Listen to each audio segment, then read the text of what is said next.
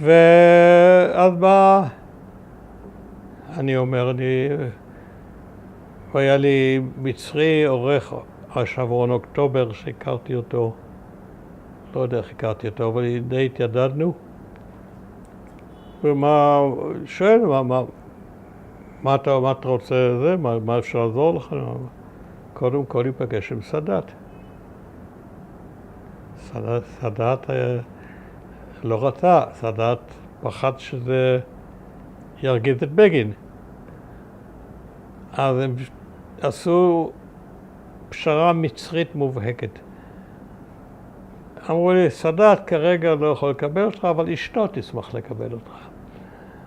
ואז קבעו פגישה עם גברת ג'יהאן סאדאת, נדעה בשעה 8, קבעו שב7 יבוא בחור ממשרד החוץ המצרי, ייקח אותי לשם. 7, אין נפש חיה. 7:15, אין נפש חיה. וככה 7:30 מופיע בחור צעיר, לבוש לתפארה, חליפה מחויטת וזה.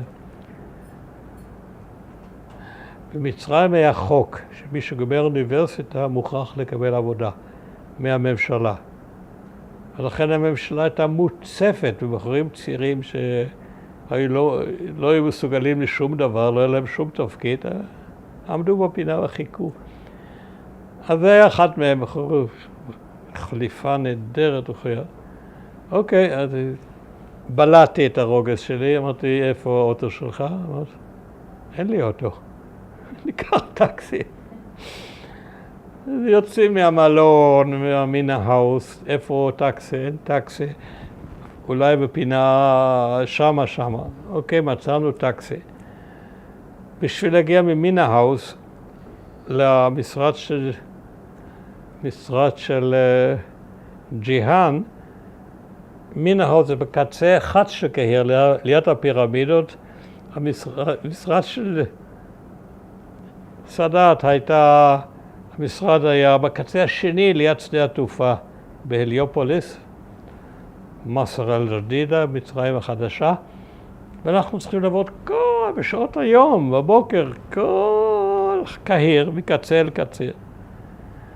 זה כבר לא היה איחור, זה היה מפלצתי, ואני יושב, אני גרמני, אני לא יכול לאחר, אני חולה אישית, גופנית שאני מאחר. על שעה איחור כבר אין מה לדבר. בסוף מגיעים, היה למשרד כאמור בהליופוליס. גברת סאדאת תקבל אותנו במשרד שלה בידידות, לא אומרת מילה אחת על האיחור.